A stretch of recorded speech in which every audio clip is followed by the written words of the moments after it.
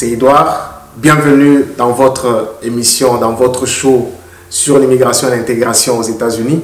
Nous sommes heureux de vous savoir nombreux en train de suivre cette émission et nous vous disons déjà merci de votre participation, n'est-ce pas, à suivre cette émission. Et donc ça c'est notre premier numéro comme promis le mois de décembre. Nous commençons aujourd'hui notre premier numéro sur l'immigration et l'intégration. Et aujourd'hui nous allons parler des questions que les gens se posent tout le temps. Comment faire pour immigrer aux États-Unis? Et comment quitter l'Afrique pour les États-Unis? Les gens utilisent plusieurs manières, parfois au risque de leur vie. Les gens vont parfois par le Brésil, passent par des forêts et des choses comme ça au risque total de leur vie. Mais dans cette émission, aujourd'hui, nous allons parler des voies et moyens, n'est-ce pas, que vous pouvez utiliser sans prendre des risques, n'est-ce pas, incontrôlés sur votre vie et votre famille pour venir aux États-Unis d'Amérique. D'emblée, j'aimerais dire que les États-Unis, c'est un pays des immigrés. Tout le monde qui est venu ici est un immigré. Parce que cette terre appartient aux Indiens et il y a plusieurs siècles passés, les gens sont venus de l'Europe cherchant un endroit où s'établir. Et donc, il n'y a personne qui peut dire ici que c'est mon pays, c'est ma terre, à part les Indiens. Alors, tout le monde étant venu, et c'est à cause de ces gens qui sont venus et qui ont continué à venir que les États-Unis sont ce qu'ils sont. J'aimerais vous dire ici que je ne sais pas s'il y a au monde un endroit comme les États-Unis d'Amérique où vous trouvez les gens venant de partout. Alors, de partout. Et j'ai rencontré dernièrement quelqu'un qui venait de Belize. Est-ce que vous savez là où se trouve Belize? Une île perdue quelque part dans l'océan Atlantique. Mais les gens venaient de là. Les gens viennent de Tahiti. Alors, le pays, c'est un pays des immigrés.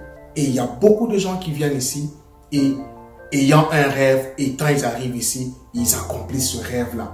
Ce qu'ils appellent rêve américain. Et donc, j'aimerais ici, au cours de cette émission, dire que le rêve américain est encore possible.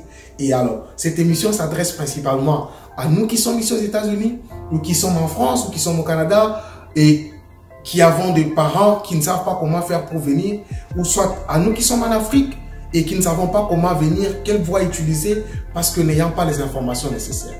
Alors, nous allons parler de quelques moyens, les moyens, n'est-ce pas, que vous pouvez trouver dans les websites de Homeland Security, qui est, n'est-ce pas, comme le ministère de l'Intérieur ici aux États-Unis d'Amérique. Il y a les moyens que les gens utilisent pour venir ici aux États-Unis d'Amérique. Et le premier moyen, si vous voulez, les plus entre guillemets faciles, c'est la loterie. Je crois que nous connaissons un peu en Afrique, chez nous et partout ailleurs, que les États-Unis d'Amérique ont un programme d'immigration basé sur une loterie. Et donc, chaque année, au mois d'octobre, les gens vont, n'est-ce pas, faire entrer leurs données dans le site de l'immigration pour espérer être sélectionnés, n'est-ce pas, pour avoir le document légal pour venir ici comme résident permanent. Et ceci se fait chaque année au mois d'octobre, où les gens jouent pendant un mois et attendent les résultats, n'est-ce pas, au mois de mai. Et donc, pour ce qui s'est passé en 2019, les résultats vont sortir au mois de mai prochain. Il faut dire que c'est vraiment une chance, si vous voulez, la grâce, si vous êtes sélectionné. Et si vous êtes sélectionné pour venir aux États-Unis, en tout cas, c'est votre chance, il ne faut pas la rater. Il y a des gens qui ont raté à venir parce que, pour une raison ou une autre, parce qu'ils n'ayant pas la bonne information. Et donc, ils avaient, n'est-ce pas, la possibilité d'avoir le visa Green Card, pour le Green Card, mais ils ne sont pas venus et ils ont perdu cela. Alors, je n'aimerais pas que ce soit votre cas. Si vous êtes sélectionné et si vous voulez venir, c'est ça le moyen, le premier moyen que vous pouvez utiliser. Si vous êtes célibataire, si vous êtes marié, vous avez de la famille, vous voulez immigrer aux États-Unis pour une raison ou une autre. Ça peut être que vous voulez immigrer pour installer vos enfants, afin que les enfants aillent dans des meilleures écoles ou des meilleures universités. Ça peut être pour vous-même, pour perfectionner vos études. Ça peut être pour juste quitter l'Afrique, quitter la Côte d'Ivoire, quitter le Burkina, quitter la Centrafrique, venir s'installer aux États-Unis. Ça, c'est le meilleur moyen. Et donc, quand il y a cette occasion qui va se présenter pour, n'est-ce pas, faire la loterie, n'hésitez pas de jouer, n'hésitez pas de faire entrer vos données parce que c'est gratuit. C'est gratuit, donc vous ne perdez rien en essayant. On ne sait jamais si ça peut marcher ou ça ne peut pas marcher. Si ça n'a pas marché hier et que vous n'êtes toujours pas venu, vous pouvez encore essayer en 2020, appliquer encore pour 2021. Donc ça, c'est le premier moyen et j'allais dire, entre guillemets, si vous voulez, le moyen le plus facile. Ce que vous devez avoir, c'est simplement votre diplôme d'État ou votre, comment dire, votre baccalauréat, comme on appelle en Afrique de l'Ouest. Donc, vous avez cela peut vous qualifier à entrer pour la loterie. Ça, c'est le premier moyen. Le deuxième moyen, c'est que vous pouvez venir ici, soit parce que votre enfant est ici et votre enfant est déjà citoyen américain, il peut vous faire venir en appliquant pour vous. Alors, admettons, vous êtes en Afrique, vous êtes parent d'une personne qui est aux États-Unis. Quand je dis parent, c'est-à-dire parent immédiat d'une personne qui est d'un enfant qui est aux États-Unis, qui est déjà citoyen américain. Cet enfant est capable de pouvoir vous faire venir. Ça, c'est un deuxième moyen pour faire venir les gens qui sont aux États-Unis, pardon, qui sont en Afrique et qui veulent venir aux États-Unis. Donc, il y a ce type de visa-là. Vous venez au travers de votre enfant parce que votre enfant est citoyen américain. Il y a un troisième moyen pour venir aux États-Unis. C'est quand vous êtes enfant d'un parent qui est aux États-Unis, mais qui a déjà, n'est-ce pas, sa nationalité, qui a déjà acquis sa nationalité. Quand vous êtes enfant, n'est-ce pas, d'un parent comme ça, votre parent peut faire la pétition pour vous et vous pouvez venir obtenir le visa pour venir aux États-Unis. Et vous venez là, dans ce cas-là, dans tous les cas dont je suis en train de parler, vous venez comme étant, n'est-ce pas, un résident permanent au travers de vos parents qui sont déjà ici. Et ce sont des choses qui se font, ce sont des choses qui sont, n'est-ce pas, qui sont rapportées au niveau de Homeland Security, qui est, n'est-ce pas, le ministère de l'Intérieur, si vous voulez, de la sécurité, ici aux États-Unis d'Amérique. Ça, c'est un troisième moyen. Le quatrième moyen, c'est que vous pouvez venir ici en tant que employé d'une compagnie. Oui, ça se fait aussi ici aux États-Unis d'Amérique. C'est pas seulement au Canada. Si vous êtes qualifié et que l'on vous engage par une compagnie ici, n'est-ce pas, aux États-Unis d'Amérique, vous pouvez venir et obtenir votre visa de travail et puis venir immigrer ici aux États-Unis en travaillant pour cette compagnie-là. Et si vous remarquez bien, la plupart des amis qui viennent de l'Inde, hein, de l'Inde, je parle de l'Asie, viennent souvent avec ce genre de visa. Donc, ils ont été engagés par une compagnie et ils viennent ici avec ce visa. Ils arrivent pour travailler pour cette compagnie-là. Et ce qui m'a même surpris, c'est que dans le rapport de 2018 du département de l'Intérieur des États-Unis d'Amérique, vous trouverez que on a presque l'Afrique subsaharienne, donc l'Afrique en dessous du Sahara, si vous voulez, l'Afrique noire, on a répertorié 5895 personnes qui sont venues avec le visa d'engager, d'employer, vous voyez. Et ça, ce sont des choses qui se font ici aux États-Unis d'Amérique. Vous avez aussi, n'est-ce pas, pour finir la liste, vous pouvez venir ici en tant que réfugié, en tant qu'asilé. Il y a plein de gens qui sont venus ici en tant que réfugiés et en tant qu'asilés. Et tenez bien, en 2018, selon toujours ce même rapport que vous pouvez consulter sur les websites de Homeland Security, il y a eu près de plus de 34 000 personnes qui ont eu leur document en tant de document de résident.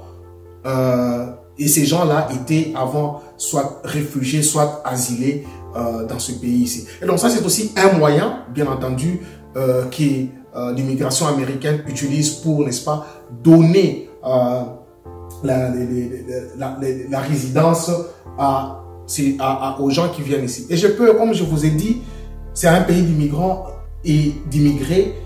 Il y a beaucoup de gens qui viennent chaque année. Et tenez, pour 2018, je donne quand même beaucoup plus d'informations pour juste vous donner un peu, vous mettre un peu d'eau dans la bouche.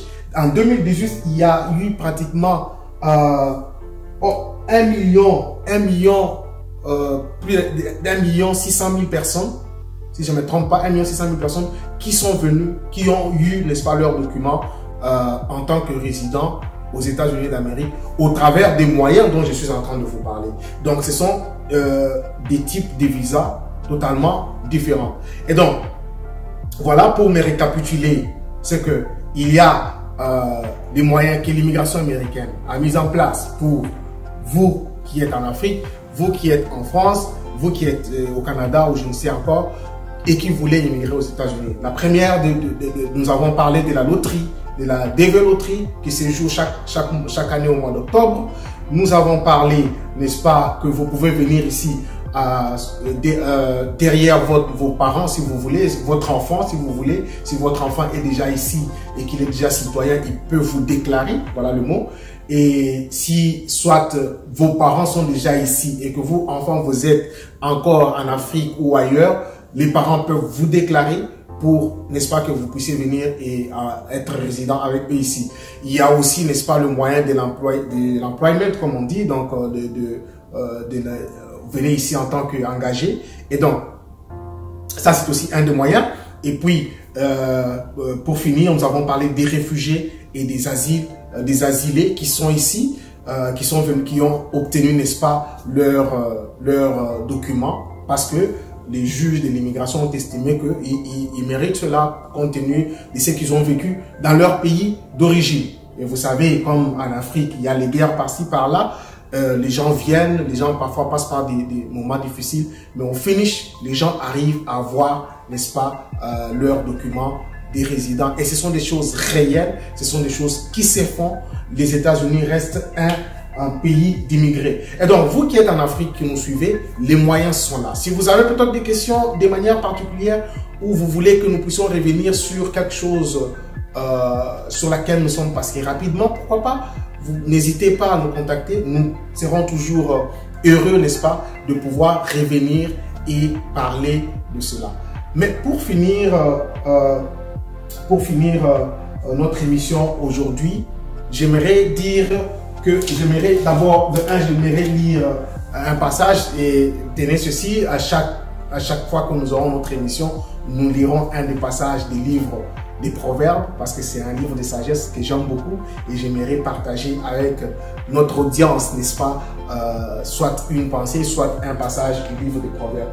Aujourd'hui, nous lisons dans Proverbe 13, 4, le passage dit « Le paresseux a des désirs, mais il n'arrive pas à... » et il n'arrive à rien. Voilà, ça c'est la version que j'ai. Le paresseux a des désirs, mais il n'arrive à rien. Donc, ne soyez pas paresseux, travaillez. Même pour venir ici, ça demande que vous puissiez travailler, ça demande que vous puissiez, n'est-ce pas, avoir des moyens et tout ça. Et ça sera l'objet, n'est-ce pas, de notre prochaine émission. Donc, le numéro 2 de notre émission sur l'immigration et l'intégration, nous allons parler effectivement des préalables pour venir aux États-Unis d'Amérique. Qu'est-ce que vous devez faire? Comment vous devez vous préparer financièrement? Comment vous devez vous préparer de telle ou telle autre manière? Quel État vous devez choisir? Et toutes ces questions-là vont être couvertes, n'est-ce pas, dans notre prochain numéro. Alors, s'il vous plaît, partagez notre vidéo, souscrivez à notre chaîne, mettez vos commentaires, posez des questions. Si vous savez quelque chose des zones d'ombre, posez des questions. Nous serons très heureux, n'est-ce pas, de pouvoir interchanger avec vous. Et nous espérons vous voir à notre prochain numéro pour parler des préalables, n'est-ce pas, que vous devez connaître pour venir aux États-Unis d'Amérique. Et c'était bien, Ed, et merci de votre participation à cette émission. Ciao. Abonnez-vous, papa.